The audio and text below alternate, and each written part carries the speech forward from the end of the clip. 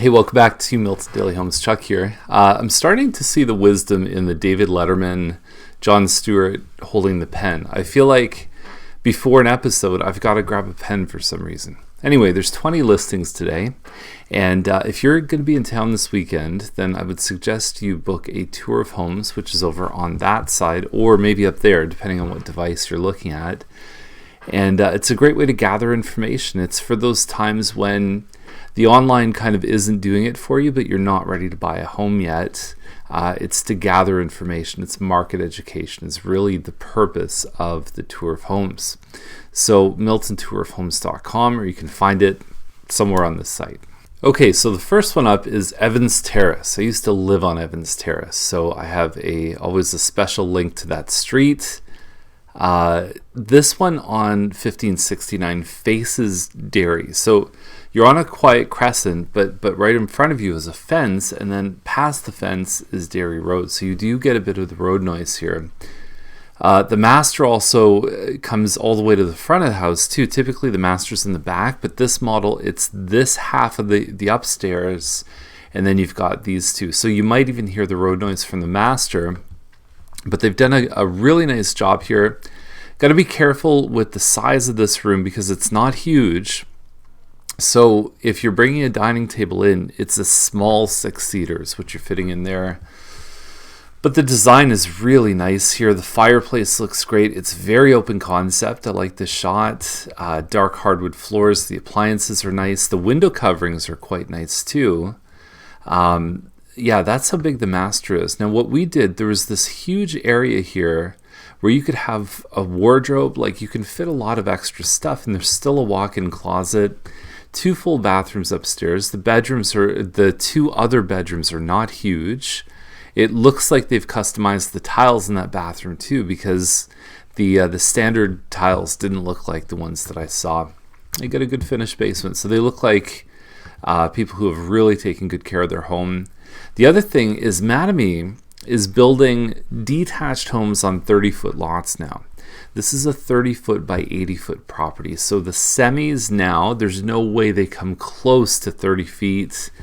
Like we're talking 20 to 25 feet is the standard now for semi-detached homes. So you get a wider lot too. So altogether, $539 for what else I've seen in this range, and the townhouse options for $539. This just makes a ton of sense, and it's kept really well. And the offers are being taken on April 12th, which is 4 days away. So put a check mark beside that, because that's the proper time that you should hold back on offers. 1280 Costigan Road. It's always good when your front picture includes a car hanging off the driveway into the road, plus 2 other cars, including one that's basically parked right up against your front staircase.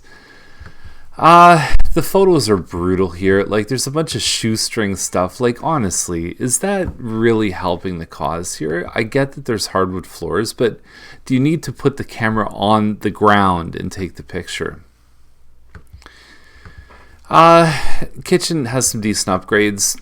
There's been a couple sales of townhouses in this neighborhood, including stuff that even like backed onto the buildings on Costigan.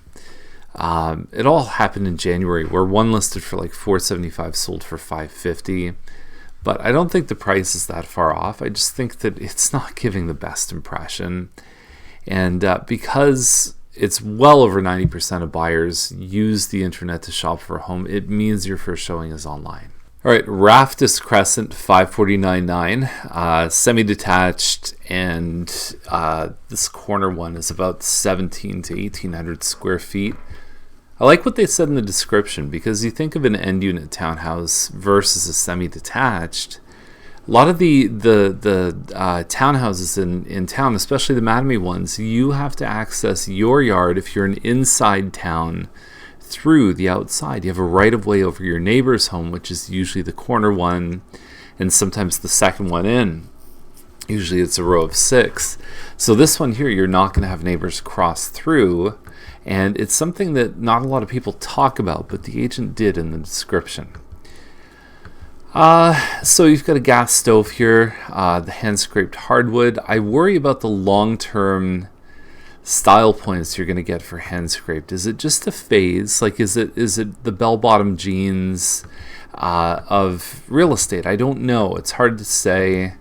You don't really know about trends until they're done. I mean, we all thought what they wore in Friends or 90210 was cool until it wasn't. And I don't know what time that happened, but it just kind of drifted away.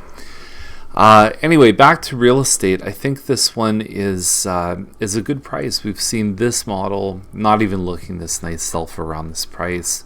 One just went up in the 550s. It's slightly older. They're taking offers on this one April 12th. Good job. Now, I saw this one on 725 Scott. Scott's busier street, right? So you deal with that. The price is really good, though. The home's about 1,800 square feet. Hardwood stairs, hardwood floors. You've got 8-foot ceilings, but the countertop is granite. You have California shutters, stainless steel.